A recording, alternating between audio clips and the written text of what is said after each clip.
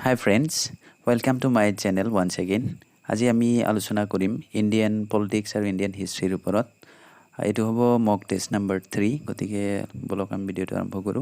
প্ৰথম প্ৰশ্ন আছে পঞ্চায়তী ৰাজ প্ৰথমে কোন ঠাইত আৰম্ভ কৰা হৈছিল? অপচন কিনি আছে আপোনাৰ উত্তৰ প্ৰদেশ, ৰাজস্থান, মধ্য প্ৰদেশ, গুজৰাট। ইয়াৰ শুদ্ধ উত্তৰ হ'ব ৰাজস্থান। নেক্সট কোৱেশ্চন ভাৰতত ন্যায়পালিকা হৈছে দেশ। অপচন কিনি আছে স্বতন্ত্ৰ, প্ৰধানমন্ত্ৰীৰ অধীনত, সংসদৰ অধীনত, ৰাষ্ট্ৰপতিৰ অধীনত। ইয়াৰ শুদ্ধ উত্তৰ হ'ব স্বতন্ত্ৰ। ভাৰতৰ ন্যায়পালিকা স্বাধীন। নেক্সট কোৱেশ্চন ৰাজ্যিক কাৰ্যবাহীৰ মুৰব্বী কোন? অপচন কিনি আছে ৰাজ্যপাল, বিধানসভা, কেবিনেট আৰু মুখ্যমন্ত্ৰী। ইয়াৰ শুদ্ধ উত্তৰ হ'ব ৰাজ্যপাল। 4 নম্বৰ প্ৰশ্ন খণ্ডস্তৰত পঞ্চায়ত সমিতি এখন হৈছে দেশ। অপচন কিনি আছে পৰ্যবেক্ষক কৰ্তৃপক্ষ, পৰামৰ্শদাতা সমিতি, পৰামৰ্শদাতা সংস্থা আৰু প্ৰশাসনিক কৰ্তৃত্ব। ইয়াৰ শুদ্ধ উত্তৰ হ'ব প্ৰশাসনিক কৰ্তৃত্ব। নেক্সট কোৱেশ্চন নম্বৰ 5 সংবিধানৰ কোনটো অনুচ্ছেদত অস্পৃশ্যতা বিলুপ্ত কৰা হৈছে? অপচন কিনি আছে অনুচ্ছেদ নম্বৰ 16, অনুচ্ছেদ নম্বৰ 14, অনুচ্ছেদ নম্বৰ 20 আৰু অনুচ্ছেদ নম্বৰ 17। ইয়াৰ শুদ্ধ উত্তৰ হ'ব অনুচ্ছেদ নম্বৰ 17। নেক্সট কোৱেশ্চন নম্বৰ 6 1979 চনত প্ৰথমে কোন ঠাইত দল ত্যাগ বিৰোধী আইন প্ৰণয়ন কৰা হৈছিল? অপচন কিনি আছে কেৰালা, পশ্চিম বংগ, জম্মু কাশ্মীৰ, তামিলনাডু। ইয়াৰ শুদ্ধ উত্তৰ হ'ব অপচন নম্বৰ এ কেৰালা। নেক্সট কোৱেশ্চন প্ৰথম মুখ্য নিৰ্বাচন আয়ুক্ত কোন আছিল? অপচন কিনি আছে SP সেন বাৰ্মা, KVK সুন্দৰম, সুকুমাৰ সেন আৰু ডক্টৰ ৰাজেন্দ্ৰ প্ৰসাদ। ইয়াৰ শুদ্ধ উত্তৰ হ'ব সুকুমাৰ সেন। নেক্সট কোৱেশ্চন সংবিধানৰ অষ্টম অনুসূচীত দেশক ৰখা হৈছে। অপচন কিনি আছে সংঘ, ৰাজ্য আৰু সমকালীন তালিকা, ৰাজ্যসভাত আসন আবণ্টন, ভাষাবোৰ আৰু দল ত্যাগৰ ভিত্তিত অযোগ্যতা। অষ্টম অনুসূচী। ইয়াৰ শুদ্ধ উত্তৰ হ'ব ভাষাবোৰ। নেক্সট কুৱেশ্যন ভাৰতীয় নাগৰিকত্ব আইনখন কিমান চনত গৃহীত কৰা হৈছিল? অপচন কিনি আছে 1952 চনত, 1950 চনত, 1955 চনত, 1954 চনত। ইয়াৰ শুদ্ধ উত্তৰ হ'ব 1955 চনত। তাৰপিছৰ প্ৰশ্ন নিম্নলিখিত কোনটোক সংবিধানৰ আত্মা বুলি কোৱা হয়? Soul of the constitution of India. অপচন কিনি আছে মৌলিক কৰ্তব্যসমূহ, প্ৰস্তাৱনা, DPSP আৰু মৌলিক অধিকাৰ। ইয়াৰ শুদ্ধ উত্তৰ হ'ব প্ৰস্তাৱনা। প্ৰস্তাৱনাক ভাৰতৰ সংবিধানৰ আত্মা বুলি কোৱা হয়। এই প্ৰশ্নটো সঘনাই প্ৰায় পৰীক্ষাবিলাকতে অহা দেখা যায়। যদিও সহজ হয়, জানে বুলিহে সহজ, যিসকলে নাজানে তেওঁলোকৰ কাৰণে এইটো ইমান সহজো নহয়, গতিকে এইটো মনত ৰাখিব। নেক্সট কুৱেশ্যন ভাৰতত কিমান চনত ৰাষ্ট্ৰীয় উন্নয়ন পৰিষদ আৰম্ভ হৈছিল? অপচনখিনি আছে 1955, 1952, 1950 আৰু 1948। ইয়াৰ শুদ্ধ উত্তৰটো হ'ব 1952 অৰ্থাৎ 1952 চনত। তাৰপিছৰ প্ৰশ্ন ৰাষ্ট্ৰপতিৰ মহাভিযোগ প্ৰক্ৰিয়াৰ সৈতে কোনটো অনুচ্ছেদ সম্পৰ্কিত?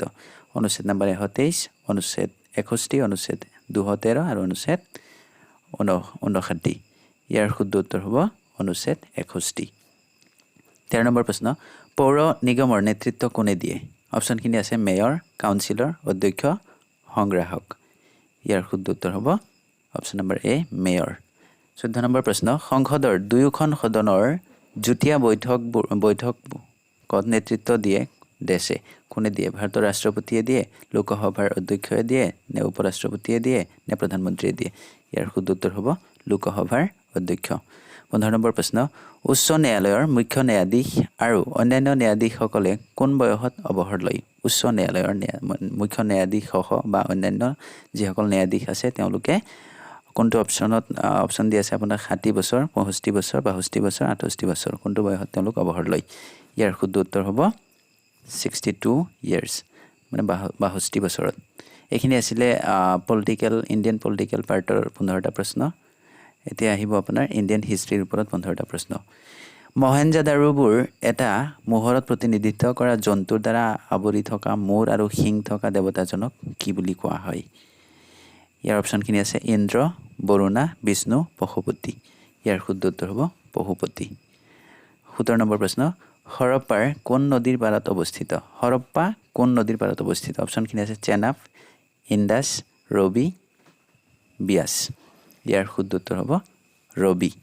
18 নম্বৰ প্ৰশ্ন নিম্নলিখিত কোনে ৰেচম পথ আৰু বাণিজ্য বজাই ৰাখিছে বুলি জনা যায়?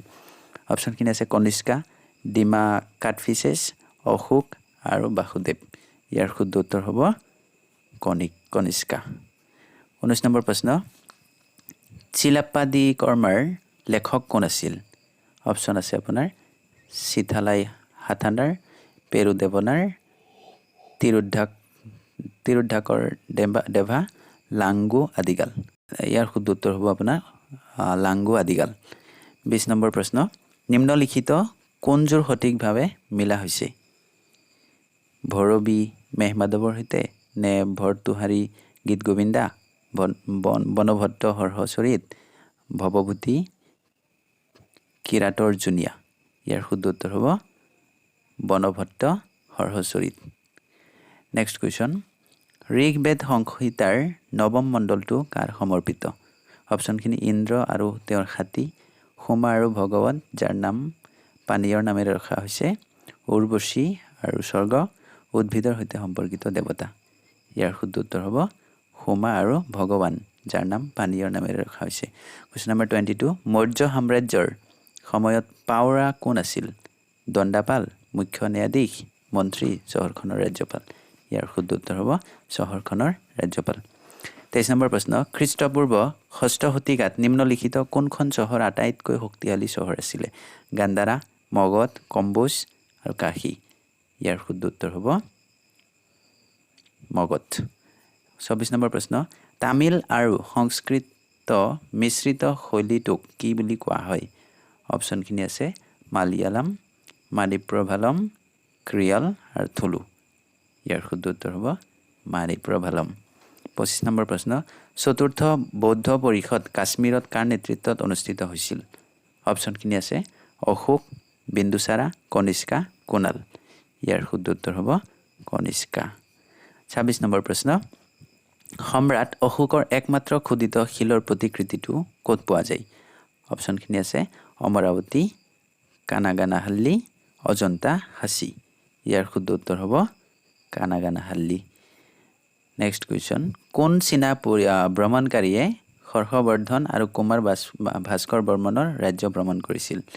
অপশ্যনখিনি আছে চান চুয়ুন, হিউৱেনচাং, ফা হিয়েন, আই টিচিং। এইটো উত্তৰ আপোনালোকে জানেই, তথাপিও কৈ দিওঁ, ইয়াৰ শুদ্ধ উত্তৰ হ'ব হিউৱেনচাং। 28 নম্বৰ প্ৰশ্ন, প্ৰাচীন ভাৰতৰ মহান ব্যাকৰণবিদ পতঞ্জলি কাৰ সমসাময়িক আছিল?